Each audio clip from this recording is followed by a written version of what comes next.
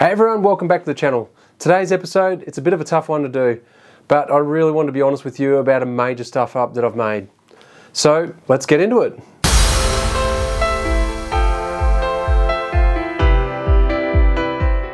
So recently I've discovered some discrepancies in weight ratings, particularly actually for the majority of the manufacturers, but this did include the Jeep Gladiator. It's thrown a pretty significant spanner into the works as such for our full-time travel plans. When we initially chose to travel full-time with the Jeep Gladiator, we knew it was going to be challenging due to the fact that it's got such a limited towing capacity. Recently I discovered a significant discrepancy between the GVM, the maximum towing capacity, and also GCM, and it completely caught me off guard. And I'm sure it's caught a lot of others off guard as well. It's not just myself. So I want to highlight from my research why I believe the majority of people out there traveling, whether it be for a short weekend trip or full-time travel, are very likely overweight and more than likely illegal as well. I'll show you some examples of what manufacturers' numbers are from some of the more popular vehicles and talk about what these figures would look like in the real world. I'll do this by talking about our situation and how I got it so wrong. So let's talk about what you can actually take when you go away, towing a van or a camper. I think you'll be actually surprised at just how little you can actually put in a lot of these vehicles. But firstly, I have to acknowledge that, look, I always knew it was going to be challenging trying to travel full-time with the Jeep Gladiator. With such a low capacity, it's got a 2,721 kilograms towing capacity in Australia that's braked. When we originally started looking for campers and caravans, we knew that it was such a low weight that we needed to be very modest with our weights. We were looking to try and keep the lowest weight possible, considering that we did want to have extended periods off grid, which is very significant to what our travel is going to be in the future. Weight of water, food, extra fuel, etc. It's all super important to make sure you've got that capacity. So our goal was to always try and get a van that was as far under 2,000 kilos as possible. So we knew we had a GVM for the Gladiator of 2,835, which only gives you about 620 kilo payload, so it's extremely modest. Now we need to factor the two dogs, Lisa, myself, then all the extras like for example, we've got a winch, we've got recovery gear, we want to take our bikes with us when we're traveling full time, we're going to be looking at a canopy, we need extra fuel because it's Jeep. We need the general tools, awnings, etc. So we've got to factor all of those. So all of a sudden it becomes very, very challenging to try and fit that into what is already a low capacity as far as 620 for a ute. So we also had to factor that we would be looking at a maximum of 270 kilos from the tow ball weight. Now that's working on 10%, so it's not always going to be that number. It's probably more likely going to be around about the 220, anywhere between the 210 to 250 mark. I'm sort of estimating once we get it all fitted up. So this all came about when I actually was doing the research for the new canopy on the back of the Sarge. Now I started talking to people and I was talking about the canopies and the weights and everything like that, and that's when I finally did something that I should have done a long time ago, and I actually did the sums and went, what's the GVM, what's the max trailer weight, put them together and went, oh fuck, that's actually not the same as what our GCM is. And I'm going, what the hell, this doesn't make sense. So there's a discrepancy of 272 kilos between those two numbers. So basically this means that if we load the camper to the max towing capacity, so 2,720 kilos, and allowing for the maximum tow ball weight of 10%, means we can only put 348 kilograms into Sarge. So by the time we put Lisa, myself, two dogs, we're only left with about 128 kilos. So that doesn't include the winch, that doesn't include the canopy, fuel, the bikes, even just camera gear, stuff like that. So all of a sudden we're going, oh crap, we're in trouble here. So I've got to be honest, this actually made me go, what's our solution? So I started jumping on, I started looking at other vehicles. And initially I was pretty jaded. I did actually think, how dare Jeep lie about this and mislead me at that stage, thinking it was just the Jeep that had done it. I soon discovered it's not just Jeep. The majority of the manufacturers have actually got incorrect numbers. And quite ironically, the 2023 Jeep Gladiator, the numbers are actually correct. There's no discrepancy whatsoever. So I found that quite interesting. So let me give you some examples before we talk about the options that we've got moving forward. Now, what I've done is I've included some selected models, and I didn't do them all because honestly we'll be here all night. So these are probably some of the more common or more popular ones in Australia. I'm going to include the Jeep because obviously that's what we're driving and that's what we love. I've included two numbers here. There's the current model, which has actually got a slightly higher capacity than ours, Ours is a 2020, a 2020 and a 2021 model, so it's that model year. It's got, so the current one, as of right now, brand new, is 2,242 kilo curb mass. Ours is 2,215. So GVM for the current one is 2,935 and ours is 2,835. So 100 kilos more GVM. It gives a payload of 693 for the current one and 620 for ours. Max towing capacity remains the same for both, so 2,721. And then, like I said, working on max tow weight, tow ball of about 10% seems to be about the most consistency. Now, GCM, the current one is 5,656. Ours is 5,284. Like I said, the current model, it's spot on. It's actually correct. But with ours, it was 272 kilos. Now, the next one is very popular. This is actually, I think, the biggest selling car in Australia, particularly the Ford Ranger in general. So the Ford Ranger Wildtrak I chose, the 3-litre turbo diesel. Curb mass is 2384. Its GVM is 3350. The payload is roughly about 966 kilos. Your maximum towing capacity is 3,500. Tow ball weight of 350 kilos. And basically GCM is 6,400. So when you work that out, it's actually 450 kilos out. So you've got to take, if you had a full van, you're going to take 450 kilos off your payload, which is 966.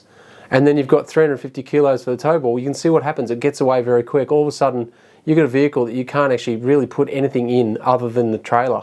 The next one I did was a 70 series cruiser. Now, I used the GXL wagon. The information on their website wasn't accurate or wasn't clear enough to indicate whether it included a tray weight. So I just wanted to use this so I knew it was an exact number.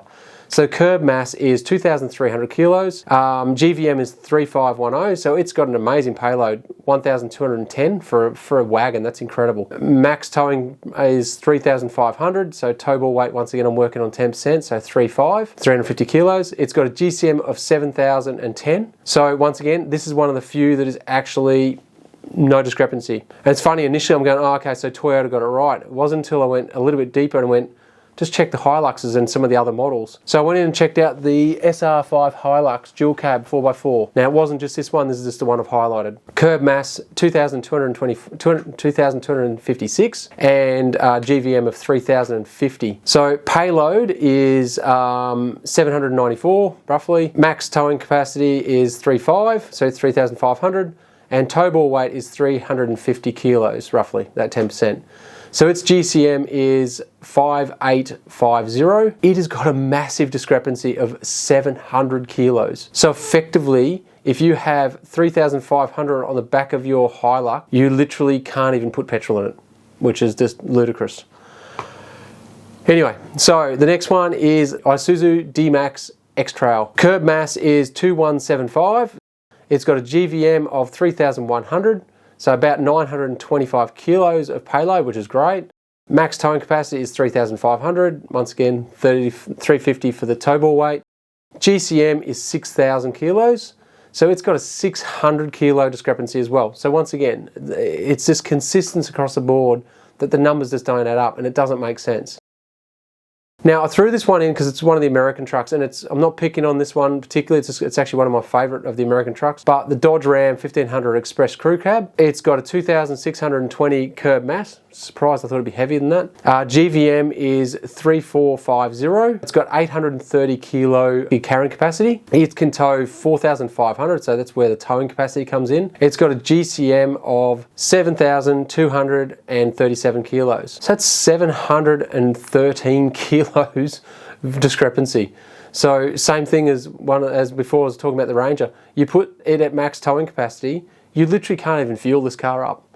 It's just ludicrous. I don't know how manufacturers think that it's okay to do this. So as you can see, basically all manufacturers do it. Don't get me wrong, it's our responsibility to know our numbers. But I feel that the advertising is definitely geared to make us believe that you can load your car to the GVM and still tow maximum weights. It's very much not the case. So if you are planning to load your car up for a trip and you're taking a camper or a van, make sure you do the sums. And even better, get it professionally weighed, know where you're at, know what your baseline is. So we need to factor that we anticipate our Lifestyle Recon R2 SE to be about 2,400, maybe 2,500 fully loaded with food, water, etc. Still yet to be seen, because obviously we've got to get the vehicle and actually weigh it, etc. once we've got it all loaded up. We also expect to be realistically right on our GVM with all of us, plus the canopy, plus the bikes, winch, etc. This leads us to what we're going to do. So we need to be considering our options, and we've probably got two main paths that we can go down. Now, the first one is a bit of a hard one to even consider because we love Jeep, we love the Mark, we love Sarge. So it's going to be very, very hard to consider this, but we do need to consider option one is to sell Sarge, and that would be to basically explore alternatives like the 70 Series Cruiser or maybe a Dodge Ram. This would eliminate the weight issue and it would give us significant room, breathing room, etc. However, there are some factors that we need to still consider. Look, I love the Ram, and they're definitely one of my favourite American trucks. Actually, they're my favourite American truck. But they're so damn big, and especially how wide they are is a big factor. Now, this would really impact where we're planning to explore and the tracks that we want to hit on our trip around Australia, or our full-time travel. Now, likewise, the 70 Series Cruiser, they are a much better size, and they're definitely going to be a lot more suited to that style of adventure. But they just don't have the off-road ability without having to do heavy modifications. Sorry, it's going to get a lot of hate from some cruiser people, but it's just the reality. They just don't have it unless you do spend a lot of money. Now, realistically, either of these options would see us possibly having to drop 50 to 60 grand on top of what we get for Sarge, which is going to have a significant impact of when we can stop work full-time to travel. Now, option two, that we look at ways that we can significantly do weight reduction in Sarge, and also rethink some of the things that we were planning to take with us. Maybe poor Ivy needs to go on a bit of a diet, hey? It'll have to be a pretty big diet. We've already discussed doing a full rear seat delete with Darren. He's from Drawers and Storage, custom four-wheel drive RV fit-outs. He will be doing the rear fit-out for us in the tray area, so once we get the canopy. We figured that by taking the rear seat out and doing a shelving system, etc. like that, it's going to save us a fair chunk of weight. We will have to think, and this is the other thing, it's also going to mean that we're going to have to think about every single thing we add onto Sarge, from driving lights to everything, all those little things that will add up very quickly. I do believe if we keep Sarge, it's going to come down to kilograms, probably if not grams, whether we're going to be able to do this or not. It's going to be so tight. Look, we would really love to keep Sarge as he's the most capable vehicle in the class, and this is pretty crucial to our long-term plans for our travel because of where we want to go. And on a side note, for less than the cost of what it would probably cost to upgrade one of those vehicles, we could do a Hemi conversion on Sarge. And that would actually make him, I think, the best truck on the market. Now, look, we're going to turn to you, our awesome community. We're faced with a dilemma, and we need you to help us out. So, have you ever been faced with a similar dilemma? What would you do in our situation? Pop it in the comments below. We'd love to see your insights and your thoughts. And thanks for watching. It's such a challenging situation, and we're determined to find the best solution possible. Your comments and suggestions will play a big part in guiding us in our decision. So thank you very much for being here with us, and if you've made it this far, remember, life's an adventure. Take the long way home. See you soon. Bye.